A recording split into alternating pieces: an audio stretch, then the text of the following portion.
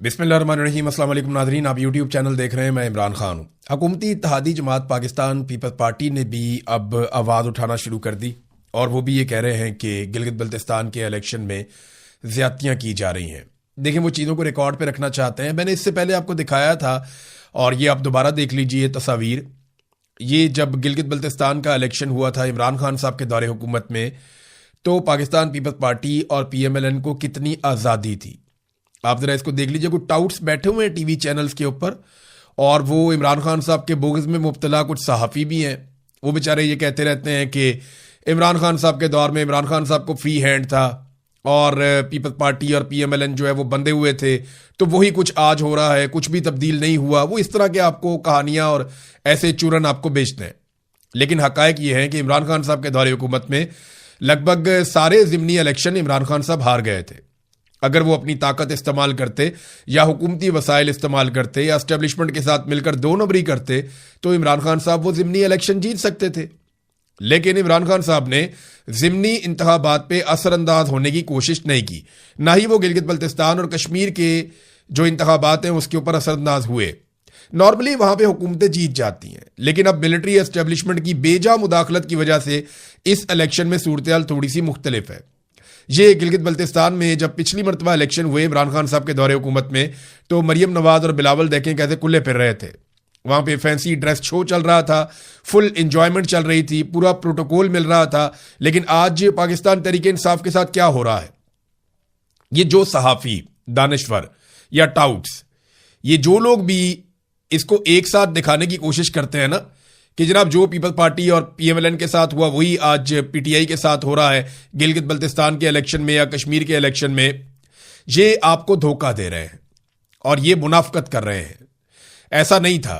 कम से कम कंपेन करने की इजाजत थी, जाने आने की इजाजत थी, रास्ते खुले हुए थे, वो अपनी तकरीर कर सकते थे, अपने झंडे उठा सकते थे, वो अपना काम कर सकते थे। जो उनकी पॉलिटिक्स है उन्होंने अपने मुताबिक की। लेकिन इमरान खान साहब की पार्टी को उन सारी चीजों की भी इजाजत नहीं है। मैं फिर आपको याद दिलाऊं कि इमरान खान साहब अपने दौरे हुकूमत में तमाम ज़िमनी इंतखाबात हार रहे थे और वो अगर असरअंदाज होते तो उन ज़िमनी इंतखाबात को जीतना किसी भी हुकूमत के लिए कोई मुश्किल काम नहीं होता। आजकल आप देख भी रहे हैं कि इंतहाई गैर मकबूल होने के बावजूद मौजूदा हुक्मरान अपने ज़िमनी इंतखाबात में कैसे फार्म 47 हासिल कर लेते हैं। अब पीपल्स पार्टी भी बोलना शुरू हो गई।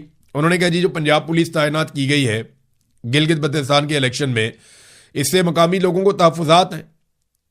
वो ये सोचने पे मजबूर हैं कि हमारे साथ ज़्यादती क्यों हो रही है और हमारा हक क्यों छीना जा रहा है। लोग सवालात उठा रहे हैं। फिर वफाकी वुज़रा, MNA, सेनेटर्स वो वहाँ कंपेन्स चला रहे हैं, वहाँ पे NOCs जारी किए जा रहे हैं, जो एडिशनल ROs हैं वो तब्दील किए जा रहे हैं। इलेक्शन शेड्यूल जारी होने के बावजूद वोटर लिस्टें तब्दील की जा रही हैं। नदीम अफजल चंद साहब ने भी इसके बारे में बातें की और लोग भी कर रहे हैं अब कि वोटर लिस्टें तो तब्दील होती नहीं है इलेक्शन शेड्यूल जारी होने के बाद, लेकिन इलेक्शन शेड्यूल जारी होने के बावजूद वोटर लिस्टें तब्दील कर दी गई।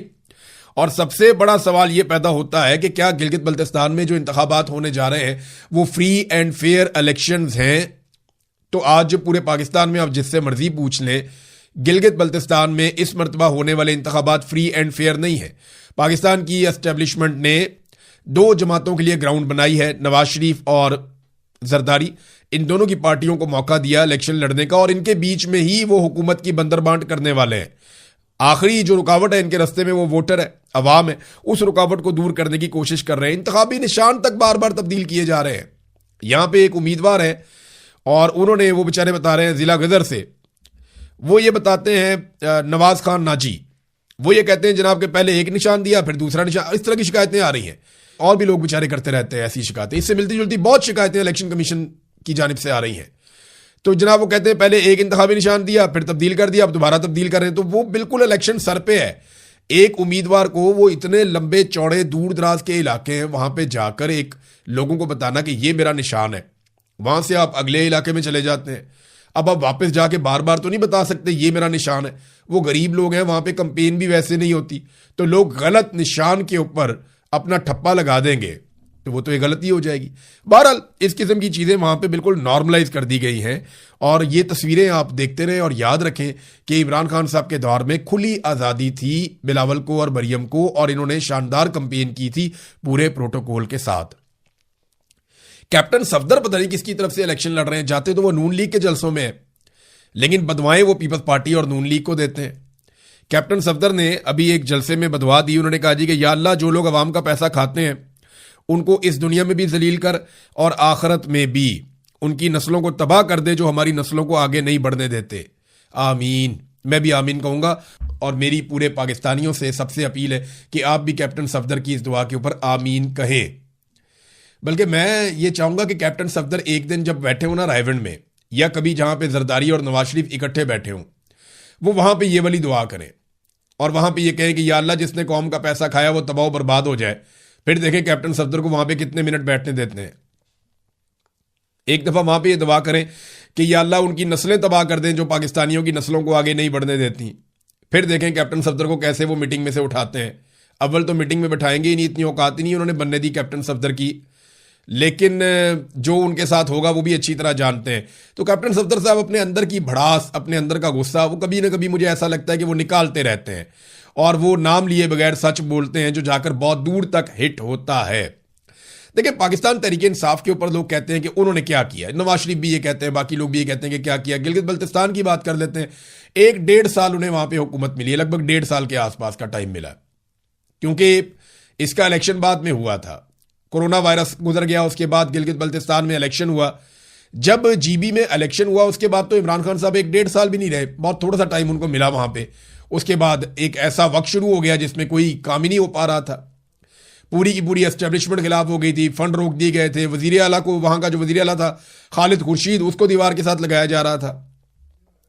लेकिन जब तक इमरान खान साहब थे उनको थोड़ा सा वक्त मिला तो उसमें उन्होंने स्कर्दू एयरपोर्ट को इंटरनेशनल फ्लाइट के लिए खुलवाया, उसको अपग्रेड किया। फिर स्कर्दू और गिलगित को सियाहत का मरकज बनाया और सरमायाकारी वहां पे मुतारफ करवाई इमरान खान साहब ने, ये मुजम्मल असलम साहब बता रहे हैं। फिर कहते हैं बिलियन ट्री सुनामी का मरकज और माहौलियात पर वहां बहुत काम किया इमरान खान साहब के दौर में। फिर वहां पे सेहत कार्ड दिया गया जो एक बहुत बड़ी अचीवमेंट थी पाकिस्तान तहरीक इंसाफ की, इमरान खान साहब की। फिर बादशाह डैम पर तेजी से काम किया गया और लोगों को लैंड सेटलमेंट की अदायगियां भी की गई, और यह काम रजीम चेंज ऑपरेशन यानी इमरान खान साहब जब तक हुकूमत में थे तब तक इमरान खान साहब ने किए। अब उसके बाद से लोग पता कर लेना कि मार्च 2022 के बाद से लेकर अब तक गिलगित बल्तिस्तान के लोगों को क्या मिला। मुझे नहीं लगता कि गिलगित बल्तिस्तान के लोगों को कुछ मिला। हाँ, उससे पहले भी कुछ प्रोजेक्ट हो सकते हैं, लेकिन रजीम चेंज ऑपरेशन के बाद से अब तक कोई तरक्की पाकिस्तान के अंदर नहीं हुई, कोई मंसूबा पाकिस्तान के अंदर नहीं बना, बिल्कुल जीरो कारकर्दगी है इनकी रजीम चेंज ऑपरेशन के बाद से लेकर अब तक। यही शिकवा जो है वो हमारे जो लोग महरूम हैं, जिन इलाकों में महरूमियां ज्यादा हैं, वहां ये शिकवे ज्यादा किए जाते हैं, जैसे कि आजाद कश्मीर। अब आजाद कश्मीर के अंदर नाज़रीन शेड्यूल आ गया है ज्वाइंट अवामी एक्शन कमेटी का, ये शेड्यूल मैं आपके सामने रख देता हूं और ये मैप भी है मेरे पास। ये नक्शा है पूरे आजाद कश्मीर का, ये ग्रीन कलर का, इसके उस तरफ जो है वो मकबूजा कश्मीर है और इस तरफ जो है वो पाकिस्तान आपको दिखाई दे रहा है जहां पे इस्लामाबाद लिखा हुआ है, और जहां श्रीनगर लिखा हुआ है वहां मकबूजा कश्मीर है।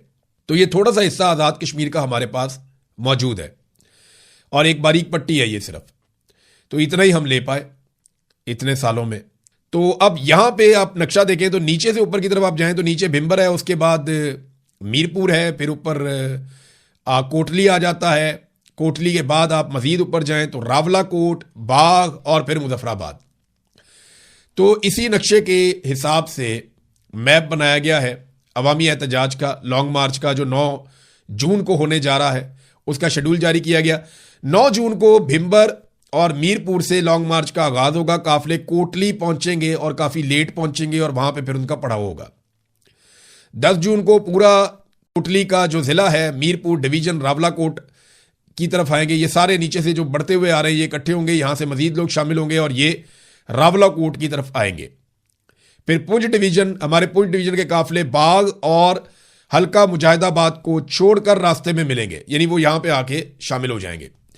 फिर रावलाकोट आबद, यहां पे वो ये बताते हैं, ये सरदार उमर नजीर साहब ने जारी की है ये इंफॉर्मेशन। वो कहते हैं पूरा पुंछ डिवीजन के तमाम काफिले रावलाकोट पहुंचेंगे और रावलाकोट में ये सारा का सारा मजमा इकट्ठा हो जाएगा। ज्वाइंट अवामी एक्शन कमेटी जो है उसके लोग आकर इकट्ठे हो जाएंगे रावलाकोट में। और रावलाकोट से मीरपुर डिवीजन, पुंछ डिवीजन, ये सारे इकट्ठे होकर आगे का रुख करेंगे और एक साथ मुजफ्फराबाद की तरफ बढ़ेंगे। बाकी एरिया से जो काफिले हैं वो भी आएंगे। तो ये एक मोटी मोटी हिकमत अमली है जो आज़ाद कश्मीर में होने जा रही है। और मसला सबसे मेन यही है कि आज़ाद कश्मीर के लोगों को ये लगता है कि उनका हक मारा जाता है, हर मरतबा उनके ऊपर कठपुतली हुकूमत मुसल्लत की जाती है। होता यह है कि 12 सीटें आज़ाद कश्मीर से बाहर पाकिस्तान में रख दी गई हैं। मुहाजिरीन के नाम पे उन सीटों पे इलेक्शन करवाया जाता है और उन सीटों पे अपने मनपसंद कठपुतलियां बिठा दी जाती हैं। उन कठपुतलियों के जरिए से आज़ाद कश्मीर की हुकूमत बनाई जाती है। यानी 12 सीटें बाहर से आ जाए ना तो 20% से 25% काम हो जाता है। बाकी अगर आप 75% हार भी जाएं आज़ाद कश्मीर में तो आप 25% सीटें लेकर भी हुकूमत बनाने के काबिल हो जाते हैं। मोटी मोटी बात यह है। तो बाहर से सीटें ली जाती हैं, अंदर से धांधली की जाती है और 2 नंबरी करके हमेशा मिलिट्री एस्टेब्लिशमेंट इस काबिल होती है कि अपनी हुकूमत बना ले। अब आज़ाद कश्मीर के लोग इस बात से नाराज हैं। वो ये कहते हैं जी अगर आज़ाद कश्मीर के अंदर हुकूमत बननी है और आज़ाद कश्मीर के हवाले से फैसले होने हैं तो वो फैसले सिर्फ और सिर्फ आज़ाद कश्मीर के शहरी करेंगे। हाँ, अगर आपने कोई सिंबॉलिकली कोई सीटें रखनी है तो आप इलेक्शन लड़वाएं, सीटें बनाएं, लेकिन आज़ाद कश्मीर की हुकूमत बनने में या गिरने में इन बाहर वालों का वोट काउंट नहीं होना चाहिए। देखिए, वो आप मकबूजा कश्मीर के खाते में बना रहे हैं ना, तो वो फॉरेन पॉलिसी के ऊपर बात करें, वो इंसानी हुकूक के ऊपर बात करें, उनको वजारतें भी इसी नौयत की दी जाएं। लेकिन बाहर से एक बंदा लाकर बिठाया जाता है और वो आज़ाद कश्मीर में पानी के मामलात, बिजली के मामलात पे बैठ जाता है, वो आकर मादनियात के मामलात पे बैठ जाता है, वसाइल के मामलात पे बैठ जाता है, दाखिला और खारजा के मामलात के ऊपर बैठ जाता है। वो बाहर से आया, उसका क्या ताल्लुक है आज़ाद कश्मीर के साथ? तो ये जोर जबरदस्ती की जाती है जिसके खिलाफ आज़ाद कश्मीर के लोग आवाज उठा रहे हैं। सबसे मेन बात है कि वो कहते हैं इन 12 सीटों को खत्म कर दें या कम से कम हमें ये कमिटमेंट दें कि ये 12 लोगों का आज़ाद कश्मीर की हुकूमत बनाने में या गिराने में कोई किरदार नहीं होगा। आज़ाद कश्मीर के लोग अपनी हुकूमत का फैसला खुद करेंगे जैसे जमहूरियत में होता है। नाज़रीन, पाकिस्तान का जो है वो बजट तैयार हो रहा है और इसमें जो चीजें सामने आ रही हैं वो बड़ी खौफनाक है। आज मैं बात करता हूं थोड़ा आईटी के बारे में और सोशल मीडिया के बारे में। यहां पे भी टैक्सेस लगाने का फैसला किया जा रहा है और इसमें जो क्रिप्टो ट्रेडिंग है उसके ऊपर 15 से 30% तक कैपिटल गेन टैक्स आयद होने का इम्कान है। देखिए, सोशल मीडिया के ऊपर ये टैक्स लगाएंगे उसकी आमदन के ऊपर और टैक्स को बहुत बढ़ाएंगे। मुझे पता है इनको ये करना पड़ेगा। साथ ही साथ आईटी के ऊपर ये टैक्सेस बढ़ाने जा रहे हैं। आईटी का शोबा पाकिस्तान का पहले ही जवाल का शिकार है। इंडिया जो है वो सैकड़ों अरब कमाता है, डॉलर्स में बता रहा हूं मैं आपको, वो इतना पैसा कमाता है आईटी के शोबे में, पूरी दुनिया से वो माल लपेट के ले जाता है। पाकिस्तान नहीं कर पाता, बदकिस्मती है पाकिस्तान की। और पाकिस्तान अगर थोड़ा बहुत कर रहा है तो अब ये बहुत बड़े बड़े टैक्सेस लगा के पाकिस्तान को इस शोबे में पीछे धकेलने वाले हैं। लेकिन लोग करेंगे क्या? आईटी वाले लड़के आजकल क्या करते हैं, जितने लड़के लड़कियां आईटी में काम कर रहे हैं वो बड़े आराम से पाकिस्तान से बाहर किसी ऐसे मुल्क में अकाउंट बना लेते हैं जहां पे टैक्सेस कम है। देखें ना, जब आप पाकिस्तान के अंदर बड़े इनसेन किस्म के, अजीबोगरीब, बहुत ह्यूज किस्म के आप टैक्सेस लगा देंगे तो पाकिस्तान में तो नौजवान इस वक्त रहना भी नहीं चाहते। जो आपने पाकिस्तान की हालत कर दी है, अमनो अमान वहां पे नहीं है, सहूलियात वहां पे नहीं है, बुनियादी इंसानी हकूक वहां पे नहीं है। फिर लोगों को आपने डराया और धमकाया हुआ है, एक जेल के अंदर लगभग आपने कन्वर्ट कर दिया एक कंट्री को। तो नौजवान पाकिस्तान में रहना नहीं चाहता, उसे घबराहट होती है पाकिस्तान में। तो अब उनके पास बड़ा आसान तरीका यह है कि ऑनलाइन बैंक अकाउंट्स बन जाते हैं पूरी दुनिया में। आप अमेरिका में बना लें, यूरोप में बना लें, गल्फ में बना लें और बहुत सारे और ऐसे हेवन्स हैं, ऐसी जगह जहां पे नौजवान बड़े आराम से अपने अकाउंट्स बना लेते हैं ऑनलाइन। अब उनकी पेमेंट उन अकाउंटों में आती है बजाय इसके कि वो पेमेंट पाकिस्तान में आए। पाकिस्तान में भी वो काम करते हैं तो वीपीएन लगा के काम करते हैं। यहां तो इंटरनेट की फैसिलिटी भी उनको बेचारों को बड़ी मुश्किल से मिलती है।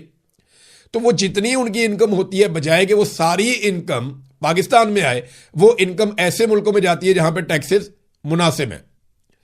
अब पाकिस्तान को यह बात समझनी चाहिए कि ज्यादा पैसा पाकिस्तान में आएगा, पाकिस्तान के बैंकों में आएगा, पाकिस्तान में पड़ा रहेगा तो पाकिस्तान को फायदा होगा। आप उसके ऊपर टैक्स नहीं भी लेंगे तो पाकिस्तान को फायदा होगा, कम टैक्स लेंगे फिर भी पाकिस्तान को फायदा होगा। लेकिन अगर आप भारी भारी टैक्सेस लेंगे तो यह पैसा पाकिस्तान में आएगा ही नहीं। लोगों के पास दूसरा ऑप्शन है, वो पैसा पाकिस्तान से बाहर कहीं रख लेंगे और अपनी जरूरत का थोड़ा बहुत पैसा पाकिस्तान में मंगा लिया करेंगे। फिर आप क्या करेंगे? और इसी वजह से हुंडी का कारोबार जो है वो तरक्की पाता है। बाहर से लोग पैसा पाकिस्तान में हुंडियां कर करके मंगाते हैं, वो टैक्स बचाते हैं अपना। तो पाकिस्तान की हुकूमत को समझ नहीं आ रही कि आगे बढ़ना कैसे है। ये जो फॉर्मूला है ना, ये सादा सादा आप समझ लें फौजी टाइप का फॉर्मूला है कि जनाब लोगों को दबाओ, लोगों से टैक्सेस निकालो, लोगों को डंडे मारो, लोगों को गोलियां मारो, लोगों को काबू करो, लोगों को बूटों के नीचे दबा के रखो। इससे मुल्क नहीं चलते। मुल्क पॉलिसी के साथ चलते हैं। आप लोगों को सहूलियात देते हैं, आप लोगों को फैसिलिटेट करते हैं, फिर लोग पैसा पाकिस्तान में लेकर आते हैं, अपने मुल्क के अंदर लेकर आते हैं। वो पैसा मुल्क के आगे बढ़ने की वजह बनता है। आप टैक्सेस ले रहे हैं या आप ले रहे हैं उधार, पूरी दुनिया से उधार ले लेकर तबाही फेर दी है। बहरहाल जो पैसा आ रहा है उसको भी ऐसा लगता है लात मारने जा रहे हैं। इन्होंने नारे मारे थे नादरीन के बिजली हमने सस्ती कर दी है। आप सुने ना वफाकी वजीर को, जो तवानाई के हैं, जिन्हें आजकल अवार्ड भी मिल रहे हैं, वो दावा करते हैं बार बार जनाब कि हमने बिजली सस्ती कर दी, पिछले साल की निस्बत सस्ती है। लेकिन ये सरकारी आदादोशुमार है, सनाउल्लाह खान साहब ने भी शेयर किए हैं, बड़े अच्छे जर्नलिस्ट हैं। तो ये जो सरकारी आदादोशुमार हैं ये क्या बता रहे हैं? ये सरकारी आदादोशुमार बता रहे हैं कि गुज़िश्ता साल मई के मुकाबले में मौजूदा साल मई में, यानी 2025 के मई के मुकाबले में 2026 के मई में जो पाकिस्तानियों ने बिजली खरीदी वो 36.47% महंगी हुई है। यानी लगभग पाकिस्तान की बिजली 36-37% के दरमियान महंगी हो गई पिछले मई के मुकाबले में इस मई में। तो ये कैसे दावा कर सकते हैं कि पाकिस्तानियों को बिजली मादी की निस्बत सस्ती मिली है? लोगों को बेवकूफ समझते हैं, झूठ बोलते हैं और फ्रॉड करते हैं। तो ये फ्रॉड ज्यादा देर तक चलेगा नहीं। नादरीन एक चीज मैं आपको और बताऊं, नवाज शरीफ साहब क्योंकि इलेक्शन लड़ने गए हुए हैं गिलगित बल्तिस्तान में, बड़े लंबे अरसे के बाद उनकी पॉलिटिकल लॉन्चिंग हुई है। इससे पहले उन्हें लाया गया था और उन्हें लॉन्च किया गया था जब उन्होंने कबूतर उड़ाए और उनके तोते उड़ गए। यास्मीन राशिद ने जेल से बैठकर उनको इबरतनाक शिकस्त दी। नवाज शरीफ को बदतरीन शिकस्त हुई, पूरे खानदान को शिकस्त हुई, लेकिन उसके बाद जूते पॉलिश करके ये लोग इक्तदार में आ गए। अब नवाज शरीफ साहब आउटडेटेड बातें कर रहे हैं। वो बातें कर रहे हैं जो वो आज से 7-8 साल 9 साल पहले करते थे। मुझे क्यों निकाला, मुझे क्यों जाने दिया। मियाँ साहब गिला शिकवा आपका गिलगित बल्तिस्तान के लोगों से बनता ही नहीं है, बल्कि पाकिस्तानियों का मियाँ साहब आपसे गिला शिकवा बनता है कि आपने हमेशा पाकिस्तानियों को ट्रक की बत्ती दिखाई कि जनाब मैं इनकलाब लेकर आ रहा हूं, और पतली गली से आप आराम से किसी जहाज पे बैठ के निकल गए डील करके। आपने हमेशा कौम को इनकलाब के पीछे लगाकर खुद पतली गली पकड़ी और हमेशा पाकिस्तान से बाहर आप चले गए। लोगों को कहा इनकलाब लेकर आओ और खुद आप डील करके बाहर चले जाते। आपने हमेशा यही किया मियाँ साहब लोगों के साथ। अब मियाँ साहब की सियासत जो है ना, इसके बारे में मियाँ साहब के अपने साथी, उनके अपने हमदर्द, वो मीडिया वाले जो मियाँ साहब से बहुत प्यार करते हैं, वो लोग भी मियाँ साहब पे तनकीद कर रहे हैं और उनको मियाँ साहब की बॉडी लैंग्वेज हारे हुए शख्स की बॉडी लैंग्वेज दिखाई दे रही है। मियाँ साहब जीबी में अपनी मायूसी साथ लेकर गए हैं और उनके पास अवाम को दिखाने के लिए और बताने के लिए कुछ भी नहीं है। जो तबाही उनकी सरकार ने फेर दी है, उनकी बेटी ने, उनके भाई ने जो तबाही फेरी है पंजाब में और वफाक में, उसके बाद वो लोगों से कोई क्लेम नहीं कर सकते, लोगों को कह नहीं सकते कि हमने ये कर दिया, हम ये मजीद कर देंगे। तो बहुत बुरी हालत है। इस वक्त नवाज शरीफ जो है वो बिलावल से भी बुरा परफॉर्म कर रहे हैं, और बिलावल निस्बतन बेहतर इसलिए परफॉर्म कर रहा है कि पीटीआई है ही नहीं, मैदान से ही बाहर है। जो मेन खिलाड़ी है उसको मैदान से बाहर रख के तो रेलू कट्टों का मैच हो रहा है, और रेलू कट्टों के मैच में ना आवाम को दिलचस्पी है ना किसी और को दिलचस्पी है। तो शिकस्त खोरदा हारे हुए शख्स की छवि दे रहे हैं मियां नवाज शरीफ साहब इस वक्त गिलगित बल्तिस्तान के इलेक्शन में। नादरीन बलूचिस्तान से एक खबर है, और वो खबर यह है कि कोयटा समेत बलूचिस्तान के अक्सर इलाकों में पेट्रोल लगभग नापैद होता जा रहा है। कई एरिया से ये रिपोर्ट हुआ कि 550 रुपए लीटर तक भी लोग पेट्रोल खरीदने पर मजबूर हुए। ईरानी पेट्रोल जो पहले दस्तयाब होता था, स्मगल होकर आ जाता था बॉर्डर से, वो भी अब बलूचिस्तान में दस्तयाब नहीं है। और कई इलाकों के बारे में लिखा हुआ है, कहीं पे 380 रुपए का लीटर वो भी नहीं मिल रहा, कहीं पे जो है वो कीमत पहुंची है 400, वो भी नहीं मिल रही, 500 रुपए इससे ज़्यादा कीमत पर भी पेट्रोल कई जगह पे नहीं मिल रहा। बहुत किल्लत हो गई है बलूचिस्तान में पेट्रोल की, और इसके लिए भी रिस्पॉन्सिबल पाकिस्तान की हुकूमत है, कोई और तो है नहीं। और दूसरा, कोयटा के अंदर अचानक से जो है वो इंटरनेट सर्विसेज जो है बंद हो गई हैं और मोबाइल बंद हो गया है। अच्छा, मोबाइल बंद करके ना पाकिस्तान के सिक्योरिटी इदारे ये समझते हैं कि उन्होंने दहशतगर्दी को रोक दिया है। मोबाइल फोन बंद करके उन्हें लगता है नहीं, मोबाइल फोन इस्तेमाल करते हैं दहशतगर्द। क्या पाकिस्तानी बेवकूफ है, या दहशतगर्द जो है वो पिछली सदी में रह रहे हैं? भाई वो सैटेलाइट फोन इस्तेमाल करते हैं, उनके पास बेहतरीन कनेक्शंस हैं, उनके सपोर्टर्स उनके साथ मौजूद हैं, उनके पास फंडिंग है, उनके पास पैसा है। आप उनका मुकाबला नहीं कर पा रहे, आप आवाम के लिए इंटरनेट और मोबाइल फोन बंद कर देते हैं। दहशतगर्द जदीद सिस्टम इस्तेमाल करते हैं, और ये बात मैं नहीं कह रहा, ये पाकिस्तान की इंटेलिजेंस एजेंसियां खुद बताती रही हैं कि दहशतगर्दों के पास जदीद कम्युनिकेशन के जराए हैं। तो जब उनके पास जदीद जराए हैं तो फिर आप इंटरनेट और मोबाइल फोन क्यों बंद कर देते हैं अचानक से? लोगों को तकलीफ में क्यों मुब्तला करते हैं? ये सिर्फ नालायकी और नाअहली है और उसको छुपाने का एक तरीक़ाकार है कि जनाब हम दहशतगर्दी रोकने के लिए बड़ी कोशिश कर रहे हैं। अब तक के लिए इतने, अपना ख्याल रखिएगा, अपने चैनल का भी। अल्लाह हाफिज़।